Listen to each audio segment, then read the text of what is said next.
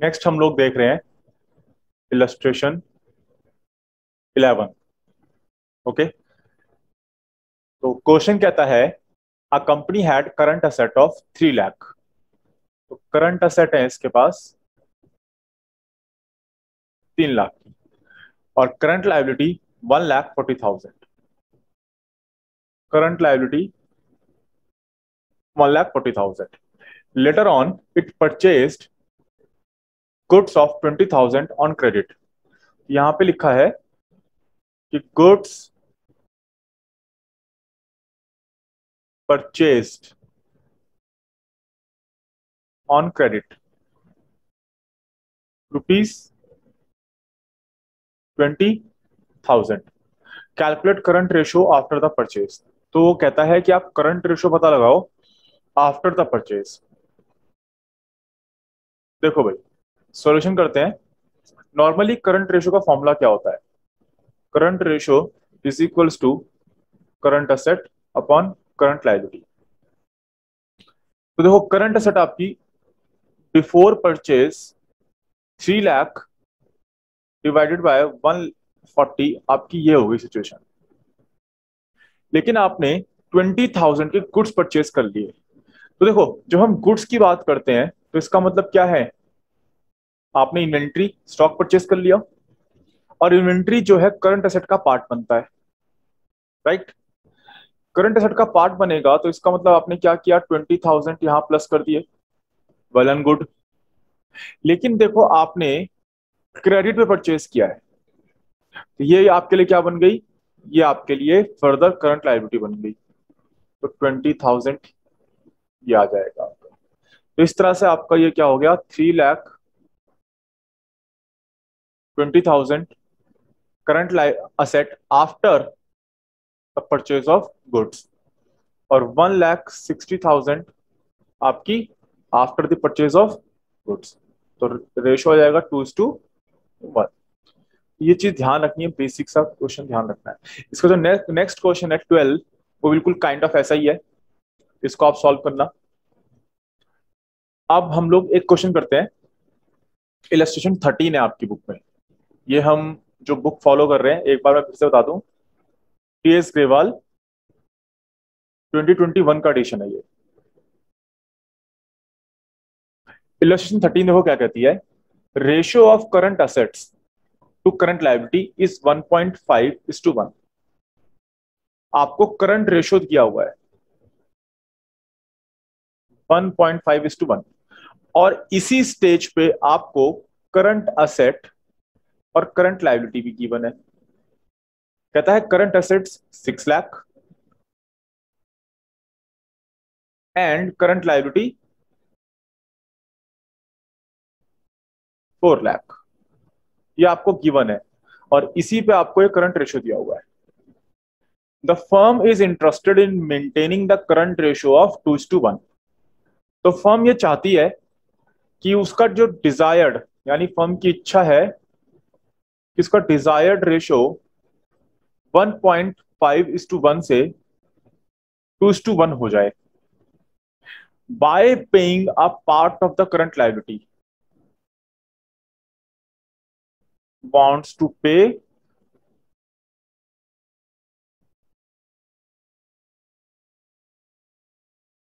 Part of current liability. और ये क्यों? क्योंकि उसकी इच्छा है कि उसका रेशो 2:1 हो जाए।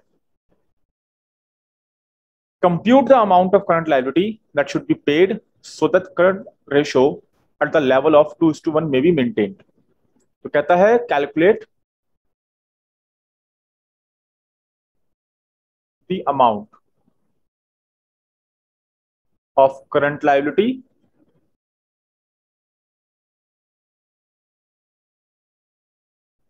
That should be paid. ये बता लगाओ। तो देखो भाई, बड़ा आसान है। यहां हम आते हैं और शुरुआत करते हैं। लेट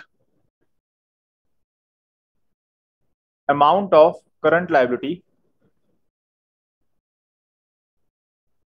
दैट शुड बी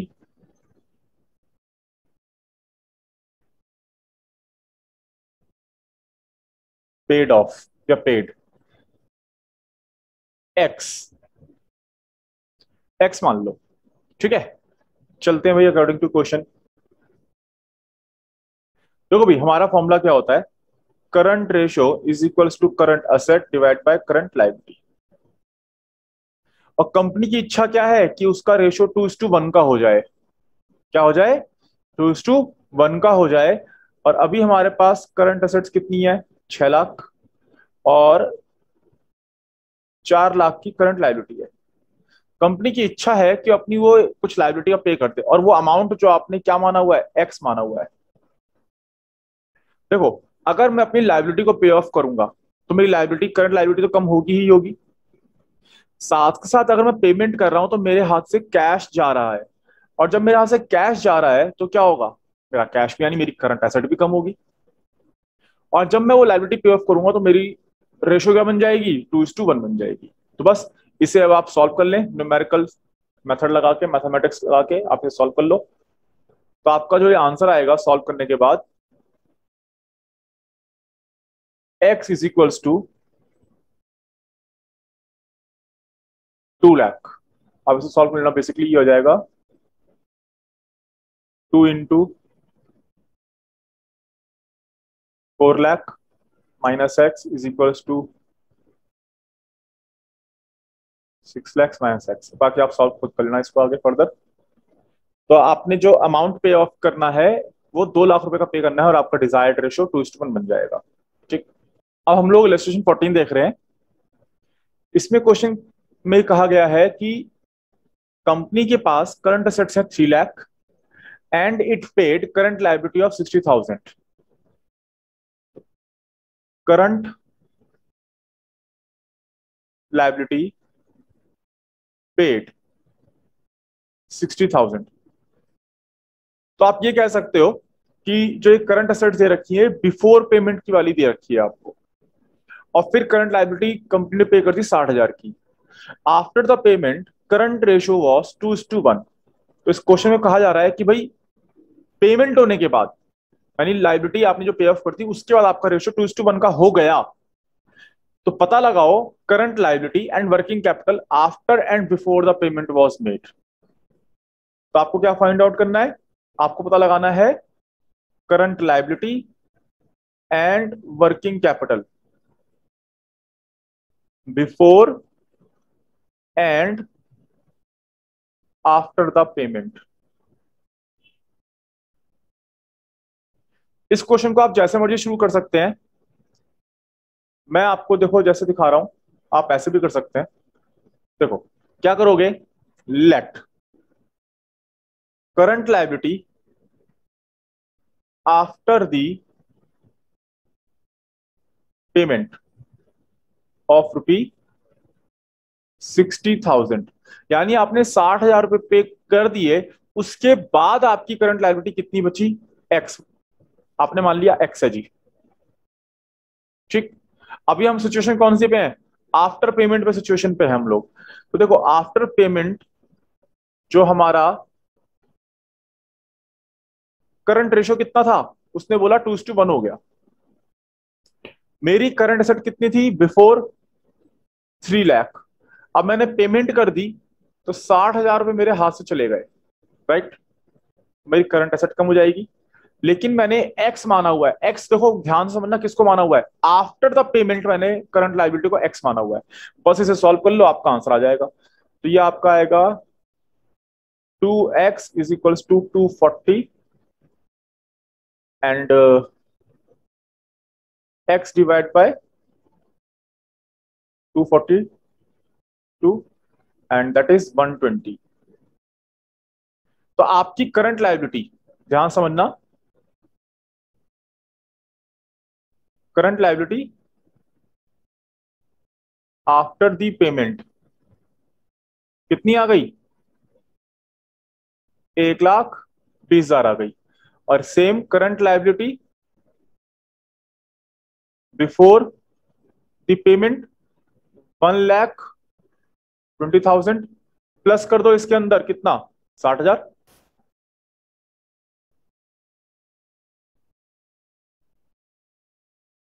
तो बिफोर एंड आफ्टर मिल गया। बस वर्किंग कैपिटल का फॉर्मूले का यूज करके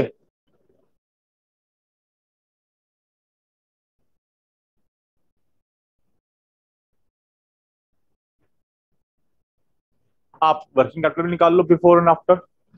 जो बिफोर निकालोगे तो बिफोर वाली करंट एसेट लेना और करंट लायबिलिटी लेना, जो आपने पता लगा लिया।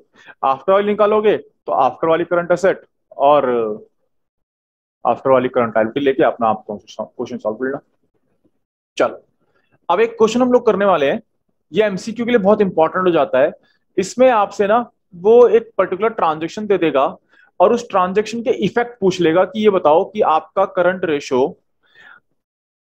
इंप्रूव होगा, रिड्यूस होगा, या कोई चेंज नहीं आएंगे उसके अंदर। और जब हम ये क्वेश्चन करेंगे ना तो दो तरीके से समझेंगे, ध्यान देना। कई बार आपको वो बोलेगा कि क्वेश्चन में 2:1 का रेशो चल रहा है या 1:1 का रेशो चल रहा है। तो दोनों में जब अगर आपका होगा तो आपका आंसर डिफर हो जाएगा, चाहे सेम ट्रांजेक्शन हो, बिल्कुल सेम ट्रांजेक्शन हो, लेकिन आपका आंसर डिफर हो जाएगा।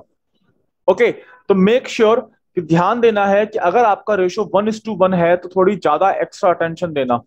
लेकिन अगर आपका रेशो 2:1 है या उससे ज्यादा बनता है, मींस 2:1 या 3:1, 2.1 या ज्यादा है, कुल मिला के 1:1 के रेशियो से अगर आपका ज्यादा बनता है तब तो ठीक है, तब तो आप नॉर्मली चल सकते हो। लेकिन अगर आपका 1:1 है तो मेक श्योर आपका आंसर अलग आएगा, ध्यान रखना। तो कहीं उठा के आपने रट्टा मार लिया और सेम आंसर लगा दो।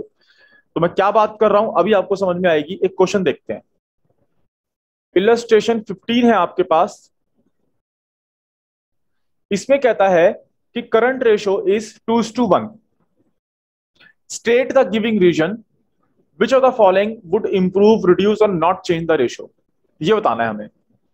तो सबसे पहला कहता है कि भाई बताओ रीपेमेंट ऑफ करंट लायबिलिटी। आपने ना इसने अमाउंट बोला, कुछ नहीं बोला इसके अंदर आपने, इसने आपको बस इतना बोल दिया कि भाई करंट रेशो 2:1 है इस समय। तो बताओ रेशो, ये जो 2:1 का रेशो है, इसमें कोई बदलाव होंगे? बदलाव होंगे मींस इंप्रूव होगा या रिड्यूस होगा या कोई भी चेंज नहीं आएगा। किसकी वजह से? इस ट्रांजेक्शन की वजह से कि आपने करंट लायबिलिटी पे ऑफ कर दी है, मुझे कोई वैल्यू नहीं दी। तो मैं अज्यूम कर रहा हूं, ध्यान समझना, अज्यूम कर रहा हूं कि मेरी करंट असेट 2 लाख की है और करंट लायबिलिटी 1 लाख की है। तो एजम्पशन पे सिर्फ एक चीज ध्यान रखनी है, क्योंकि क्वेश्चन ने मुझे 2:1 का रेशो बोला हुआ है। तो मैं कोई भी नंबर ले लूं, कोई भी फिगर ले लूं, लेकिन मेरा रेशो 2:1 का बनना चाहिए। अगर आप इसे ध्यान से देखो, current assets divide by current liability, it is 2:1। आप 20,000 10,000 भी ले लो, आप 10,000 करंट असेट्स 5,000 करंट लायबिलिटी ले लो, 4,000 करंट असेट्स ले लो, 2,000 करंट लायबिलिटी ले लो, हमेशा आपका रेशो 2:1 का बनेगा। फिगर आपकी मर्जी है, जैसे मर्जी ले लो, लेकिन रेशो 2:1 का बनना चाहिए, क्योंकि क्वेश्चन ने बोला हुआ है। अब रीपेमेंट ऑफ करंट लायबिलिटी, मैं कहता हूं भाई कोई भी लायबिलिटी ले लो। मैं एक काम करता हूं, मैं यहां पे मानता हूं कि मैंने 50,000 की एज्यूम किया, अगेन 50,000 की करंट लायबिलिटी पे ऑफ कर दी। इंपैक्ट देखना क्या पड़ेगा, ऊपर सिखा चुका हूं मैं। 2 लाख मेरा कैश कम होगा क्योंकि मैं करंट लायबिलिटी पे ऑफ कर रहा हूं, और मेरी लायबिलिटी भी कम होगी, ध्यान से देखना।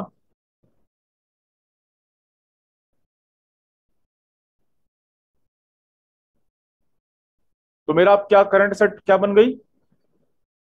1.5 लाख और 1,50,000 एंड करंट लायबिलिटी 50,000। रेशियो क्या बन जाएगा? 3:1 बन जाएगा। देखो, तो आप आंसर लिख सकते हो। अगर रीपेमेंट ऑफ करंट लायबिलिटी हम कर रहे हैं तो, और हमारा रेशो 2:1 है, तो रेशो वुड इंप्रूव, इंप्रूव होगा। अच्छा, इसी को अगर मैं दिखा दूं, मान लो क्वेश्चन तो नहीं कहा, लेकिन अगर मैं मान लो यहां पे हम एज्यूम कर लेते हैं कि आपको वो बोलता करंट रेशो 1:1 का है। सेम क्वेश्चन है, बिल्कुल सेम क्वेश्चन है, कहता है repayment of liability, current liability, आपने करंट लायबिलिटी कर दी। फिर से आप अज्यूम करोगे करंट असेट्स और करंट लायबिलिटी को। अब करंट असेट को इंप्रूव अज्यूम करोगे तो 1 लाख मान लिया मैंने, और करंट लायबिलिटी भी मेरी 1 लाख, बाय क्योंकि मेरा करंट रेशो 1:1 1 का है। आप कोई भी फिगर ले लो, कोई भी नंबर ले लो, 9 लाख करंट एसेट मान लो तो लाइबिलिटी भी 9 लाख है, 9 लाख है। 1 करोड़ मान लो करंट एसेट्स, तो 1 करोड़ आपकी करंट लाइबिलिटी होगी। डजेंट मैटर, नंबर कोई भी ले लो, लेकिन रेशियो 1:1 का बनना चाहिए, यानी जितनी करंट एसेट्स है उतनी ही करंट लाइबिलिटी भी होगी। अब इसमें देखो क्या फर्क पड़ेगा, ऊपर वाले में देखो आपका रेशियो इंप्रूव हो रहा था when ratio was 2:1, now when ratio is 1:1, देखते हैं क्या इफेक्ट पड़ता है। बिल्कुल नॉर्मली वैसे ही करेंगे जैसे ऊपर किया था। 50,000 की मैं मान लेता हूं कि करंट लाइबिलिटी पे ऑफ हो रही है, 1 lakh current asset, 1 lakh current liability, इसमें से मैंने 50,000 की लाइबिलिटी, करंट लाइबिलिटी पे ऑफ कर दी, तो मेरी करंट लाइबिलिटी कम होगी, साथ साथ मेरा कैश भी कम होगा। देखो अब क्या बचेगा, 50,000 करंट एसेट बचेगी और 50,000 करंट लाइबिलिटी भी बचेगी, राइट। और अगेन आंसर क्या आ गया, 1:1। यहां देखो नो चेंज है, जब 2:1 का था तब तो रेशियो इंप्रूव हो रहा था, जब सेम वैल्यू ऊपर नीचे माइनस हो रही थी। लेकिन अगर यहां देखें सेम वैल्यू ऊपर नीचे माइनस हो रही है तो आपका नो चेंज है व्हेन रेशियो वाज 1:1। तो ये चीज ध्यान रखनी है आपने कि 2:1 पे और 1:1 पे क्या इंपैक्ट पड़ता है। ओके, चलो एक और देखते हैं पॉइंट।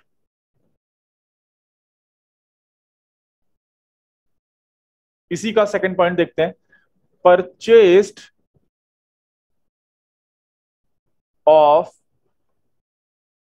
गुड्स और कैश। देखो भाई, जब हम गुड्स की बात करते हैं तो गुड्स क्या है हमारा, स्टॉक, और स्टॉक किसका पार्ट है, करंट एसेट का। और जब कैश की बात करते हैं तो ये भी हमारा किसका पार्ट है, करंट एसेट का,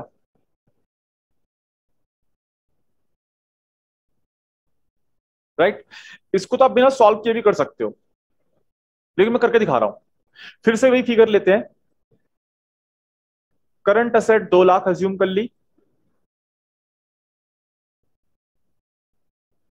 और करंट लायबिलिटी 1 लाख अज्यूम कर ली, क्योंकि हमारा 2:1 का रेशियो है ना। ध्यान से देखना, 2 lakh divide by 1 lakh minus, भाई 50,000 के कैश चले गए हमारे हाथ से।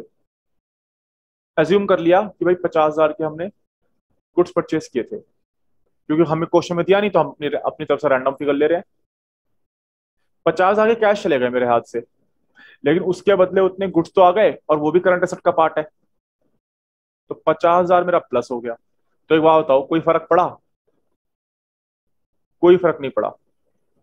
आंसर क्या आएगा, ट्विस्ट। तो आप लिख दोगे नो चेंज, क्योंकि जितने से करंट एसेट्स इंक्रीज हो रही है उतने से ही मेरी करंट एसेट डिक्रीज भी हो रही है। ध्यान रखना, इसमें सॉल्यूशन ये वर्किंग मैटर नहीं करती है, रीजन मैटर करता है। तो ये जो काम है आप रफ में भी कर सकते हो, पर रीजन बताओगे उसे आप कि sir because current asset with same value is being added which is stock, and current asset with same value which is cash being deducted, therefore there will be no change। Current liability में फर्क ही नहीं पड़ रहा है ना। एक और देख सकते हो, इस तरह से आपको बस कॉमन थिंकिंग लगानी है, कॉमन सेंस रहोगे तो पूरा क्वेश्चन सॉल्व हो जाएगा। थर्ड देखो क्या कहता है इसका, कि सेल ऑफ ऑफिस इक्विपमेंट,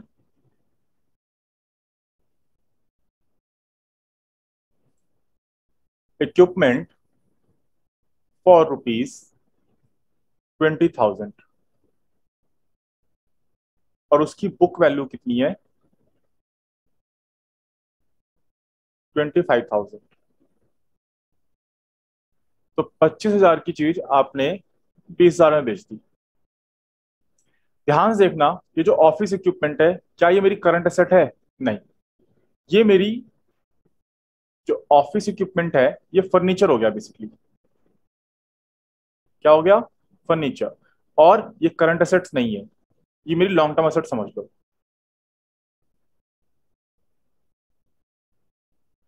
तो इसके बेचने से क्या मेरी करंट एसेट कम हुई होगी जी, कोई फर्क नहीं पड़ा होगा। लेकिन मेरी जो भी करंट एसेट्स रही होगी, मैंने उसके बदले में 20,000 रुपये रिसीव कर लिए ऑफिस फर्नीचर को बेच के, तो मेरी जो भी करंट एसेट रही होगी वो 20,000 रुपीज से बढ़ जाएगी। क्या हो जाएगी? बढ़ जाएगी। लेकिन ये बात समझना, मेरी करंट लायबिलिटी वहीं की वहीं रहेगी, करंट लायबिलिटी कोई फर्क नहीं पड़ा। तो आप सीधी सी बात समझो, ऊपर अगर मेरी वैल्यू बढ़ जाएगी तो मेरा रेशो क्या हो जाएगा? इंप्रूव्ड।